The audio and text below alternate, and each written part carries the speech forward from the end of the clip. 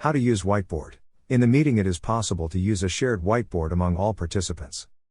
To activate the whiteboard, you have to go to the bottom center and click on the whiteboard icon.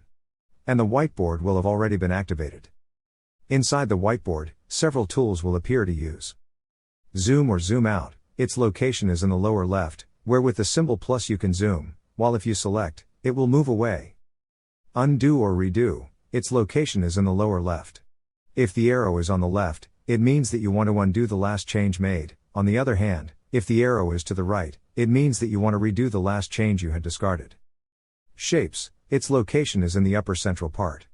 The shape that is selected is the one that can be drawn on the board and customized depending on the size and color you want. Pencil, its location is in the upper central part. With the icon of a pencil, it will allow you to write freely, with the color you want. Text, its location is in the upper central part. With the A icon, it will allow you to write text, with the color, size, and font you want. Upload multi-files. In the meeting you can upload different files, PDF, Word, Excel, or PowerPoint, on the board. These files can be quickly switched between them.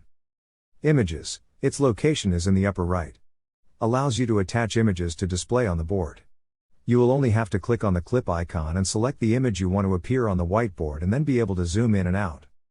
Delete, your location is at the top left. With the icon of a bin.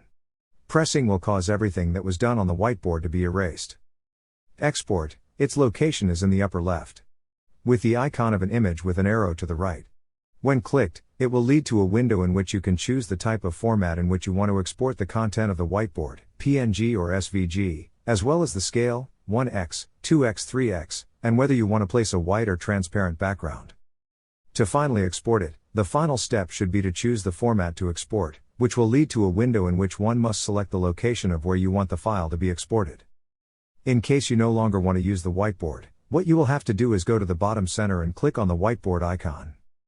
And if there are still traces on the board, they will not be eliminated, but can continue to be used in the same place that was left when the board is reactivated.